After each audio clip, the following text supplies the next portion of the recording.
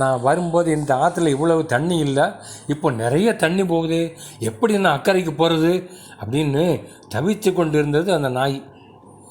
அப்போது தண்ணீரில் இறங்க தயாராக நின்ன ஒரு பெரிய ஆமையை பார்த்தது.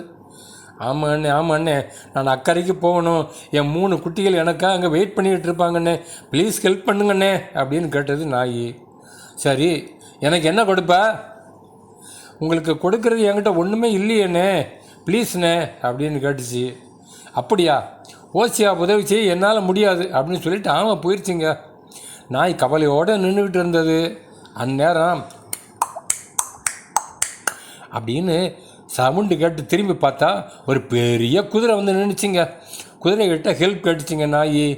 உன்னை பார்த்தா பாவமாக இருக்குது, உன் 3 குட்டிகளும் உனக்காக வெயிட் பண்ணிகிட்டு இருப்பாங்கன்னு வேறு சொல்கிறா.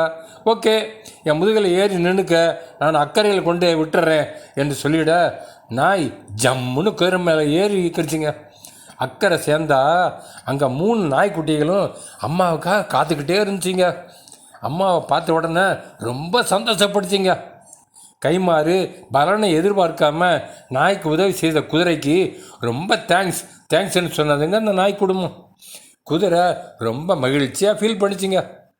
ஒருவருக்கு உதவி தேவைப்படும் போது அவர்களால் உனக்கு திரும்பி உதவி செய்ய முடியாது என்று தெரிந்த போதிலும் கண்டிப்பாக அவர்களுக்கு உதவி செய்யணும். நீதிமொழிகள் 11:25 உதார குணமுள்ளோர் வளம்பட வாழ்வர் என்று எழுதப்பட்டிருக்குங்க. அதாவது பிரதிபலனை எதிர்பார்க்காம பிறருக்கு உதவி செய்பவர்கள் எல்லா வளமும் பெற்று சிறப்பாக வாழ்வார்களாம். ஸோ பிறருக்கு உதவி செய்யும் நல்ல குணத்தோடு வாழணும். அப்போதான் கடவுள் உங்களை அதிகமாக ப்ளஸ் பண்ணுவார். உங்கள் லைஃப் சூப்பராக இருக்குங்க. Okay, bye friends.